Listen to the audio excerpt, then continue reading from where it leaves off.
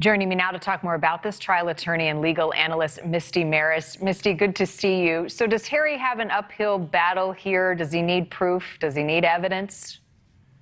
Well, he absolutely needs proof and evidence in order to prevail because, remember, he's the one bringing the case. So there's a little bit of a difference between the legal system and the United Kingdom and the United States. However, the standard of proof in a civil case is very similar. In the United States, it's called preponderance of the evidence. In the United Kingdom, it's called balance of probabilities. So that means it's more likely than not the defendant, in this case the Mir Group, engaged in this conduct.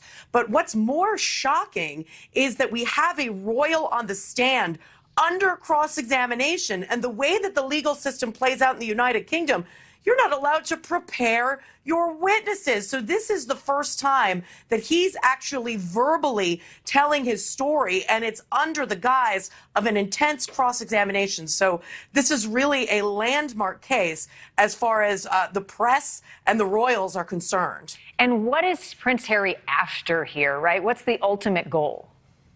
Well, it's funny you say that because one of the defenses is that he has a vendetta against the press, and it's been a long-standing vendetta. And he and Meghan Markle and many have spoken out about the press. So the defense is that he doesn't really know anything about whether or not this information was hacked, whether or not it was obtained illegally. He's just going after a personal vendetta.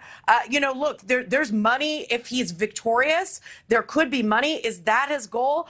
I would think that it's more personal, and I say that based on what we know about the testimony that came out yesterday. It seems that he was very, very moved, emotional by, of course, the past and the history of the royals with the media. Right, and a lot of those emotions detailed in his book Spare, which I'm partway through, and he makes several revelations. I'm wondering if one of those comes back to bite him. So there's another court case, this is in the U.S., that could potentially cause some trouble. The Heritage Foundation has filed a lawsuit against the Department of Homeland Security to see if they were correct to allow Prince Harry to apply for his American visa because in his book he admitted to doing drugs. What do you make of this?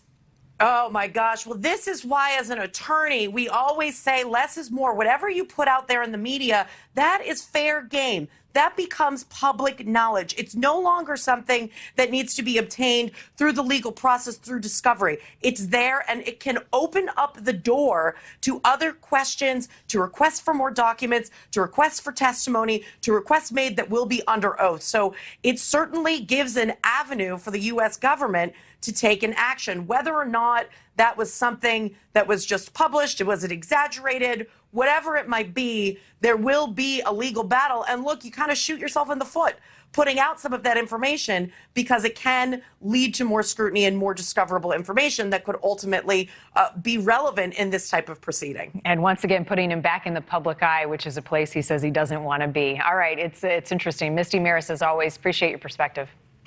Thank you. Still ahead on NewsNation.